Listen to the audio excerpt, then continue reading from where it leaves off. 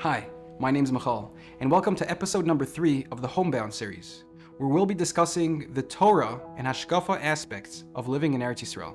In episode number 2, we discussed if living in Eretz Yisroel is a full-fledged mitzvah d'oraisa. As we came out, it seems to be about 90% of the poskim that discussed the matter held that it is a mitzvah d'oraisa. In this video, I'd like to discuss 2 topics. Seemingly unrelated, but we'll see how they have a lot to do with each other. Topic number 1 is, I'd like to talk about not only how big this mitzvah is, but how it affects every single aspect of our avodas Hashem and our spirituality. Second, I'd like to discuss why living in Eretz Yisroel seems to be more financially difficult than living in Chutz La'aretz, and what this also has to do with the holiness of the land.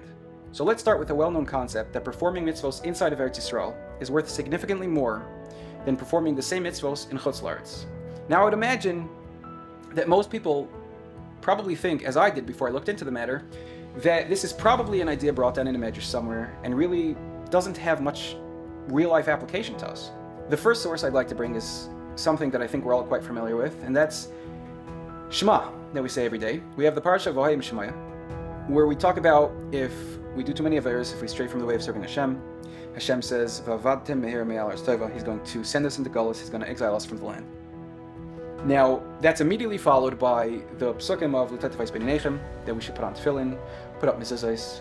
Now, Rashi comments that the reason that the psukim of Gullus is immediately followed by the psukim of the mitzvos, of tefillin and mezuzah, is to teach us that the reason we perform those mitzvos in Gullus is so that when we come back to Eretz Yisroel, they shouldn't be new to us. We shouldn't have forgotten how to perform them, which is an extremely clear implication that the main place that we should be performing the mitzvos is in Eretz Yisroel.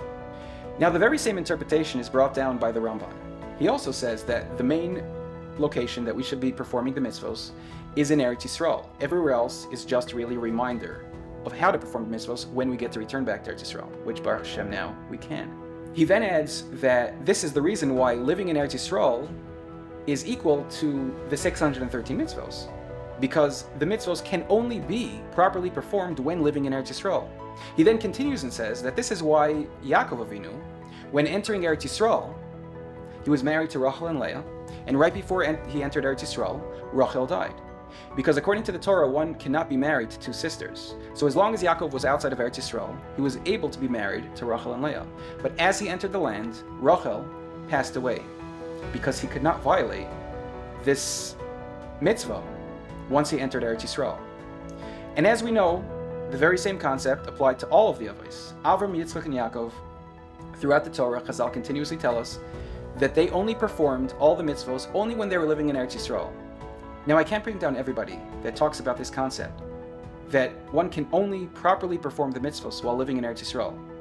But I will make a quick mention of some of the Gedolim that bring it down in their Sfarim, just so you understand how mainstream this concept is, and how much impact Eretz Yisroel really has on performing the mitzvos. Some of the Gedolim that write about it are Rav Sadia Gaon, the Rashba, Rabbeinu Bachya, the Vilna Gaon, the Chassam Sofer, the Torah Tamima, the Gemara Masechta Saita, a bunch of Midrashim, and believe it or not, even the Satmar Rebbe, who writes in his Sefer that performing mitzvos and learning Torah in Eretz Yisroel is a significantly higher level than doing it anywhere else. Rabbi Yehuda Halevi writes in the Kuzari that not only the mitzvos, but if somebody really wants to properly refine their heart and their soul into serving Hashem, the only place they can do that is in Eretz Yisroel. He then goes on to write how it is Klal Yisroel's deepest and most shameful regret that we live outside of Eretz Yisroel and we don't even attempt to return. And keep in mind, he wrote this over 1,000 years ago, when traveling to Eretz Yisroel and living there was absolutely a sekanas nefashos. Now, we don't really need Chazal to even tell us this. It's written quite clearly many times in the Torah.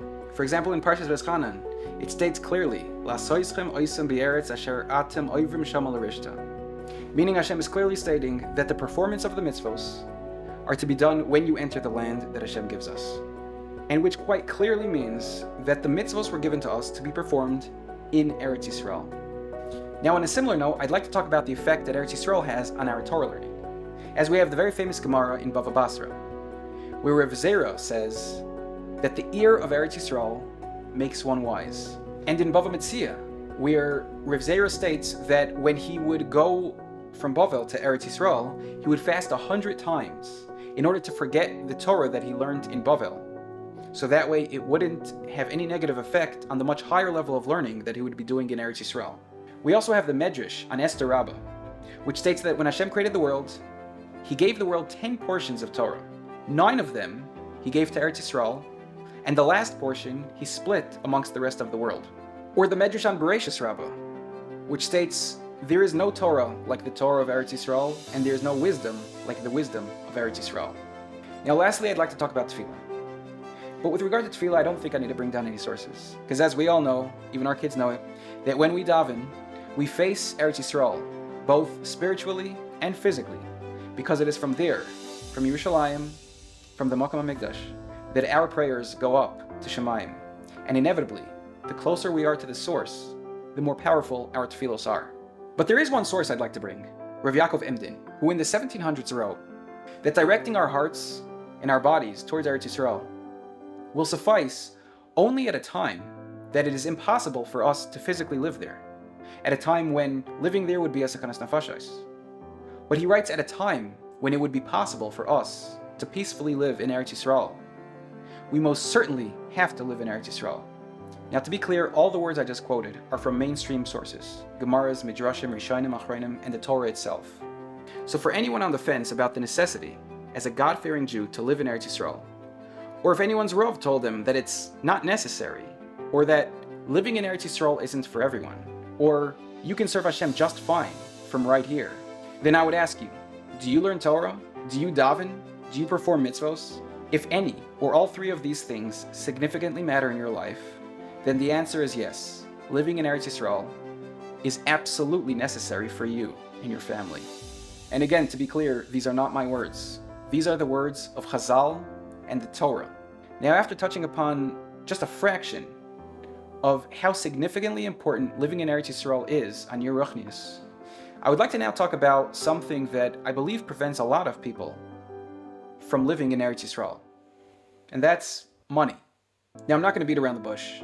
Making money in Eretz Yisroel can be more challenging than most other places in the world, and especially America, which means less luxuries, less conveniences, and just less stuff. But there's a very good reason for this. See, Eretz Yisroel was specifically designed by the creator of the universe to cater to the exact spiritual needs of Klal Yisroel, and to allow us to grow at a significantly faster rate spiritually than we can anywhere else in the world. And the sad truth is that money and Gashmias is a direct antithesis to this. Now again, as always, these are not my words. This is the Torah, and let me show you. First off, we have in Parshas Hazinu, where Hashem tells Klal Yisroel that after he gave us everything we can possibly want, we became fat, we became obese, and we deserted Hashem, our maker. Or in the Navi Isaiah, where Hashem says, after I gave them everything they could want, all the money and all the food, they became full and they forgot about me. Or in Parshas Akev, where Hashem tells Klal Yisroel that after he gives them everything that they can need and all the money that they can need, they're going to forsake him and forget about him. And then there's a famous Gemara that, as we probably all know, in Masechtas Yuma, that the second Beis HaMikdash was destroyed due to sinas chinam. But what a lot of people, I don't think, know is that there's a small addition in Talmud Yerushalmi, in Masechtas Yuma. There it says in Yerushalmi that although during the second Beis HaMikdash period, Klal Yisroel was performing a lot of mitzvos and was learning a lot of Torah, but Klal Yisroel fell in love with money and ended up hating each other. And that's why the Beis HaMikdash was destroyed. So as the Gemara implies, it may have been the money that caused the sinas chinam, which is what sent us into this very long and bitter galus that we are still in. Now, there's no question that even with money and luxuries, one can serve Hashem at a very high level, as we know Rabbi Yehuda Nasi, Rabbi Lazar, and Shlomo Melech did. They were some of the greatest tzaddikim, but the fact is, the majority of people do not become closer to Hashem with money. They only get pulled farther away. And as is well known, the majority of tzaddikim and gedolim throughout the generations stayed very far away from money, and for the most part, lived in poverty, because they knew how dangerous money was to one's spirituality. Now, of course, money and comforts can be used to serve Hashem. Trust me, here in Eretz Yisroel, we live very comfortable lives. We have fine wines, delicious meats, comfortable cars, and warm houses to live in. But in Chutz La'aretz, where boutique clothing stores are selling pajamas for kids at $100 a pair, sushi chefs are the norm at your run-of-the-mill grocery stores. 5,000 square foot houses are considered average. Amazon deliveries every single day to your front door, and pre-made salt water for Pesach. That's what money does. It distracts you and blinds you from what really matters in life. So to make sure we stay on track with our real mission in life, and to make sure that we don't repeat the same mistakes of our ancestors, Hashem blessed us that here in Eretz Yisroel, there's a little less money, a little less gashmias, and a little less stuff. So for many people, the lack of money and luxuries is the reason they don't bother coming to Eretz Yisroel. But for those of us seeking the truth, it's the very reason that we do come to Eretz Yisroel. So to sum it all up, if performing mitzvos, learning Torah, and building a relationship with Hashem are the things that matter most in your life, then I think Eretz Yisroel is the place for you. So that's it for this episode of Homebound, and I hope you'll check out our other videos in this series where we'll be discussing more about the beauty and different aspects of living in Eretz Yisroel. So thanks for watching, and of course, as always, thank you Hashem for allowing us to return to your home, Eretz Yisroel.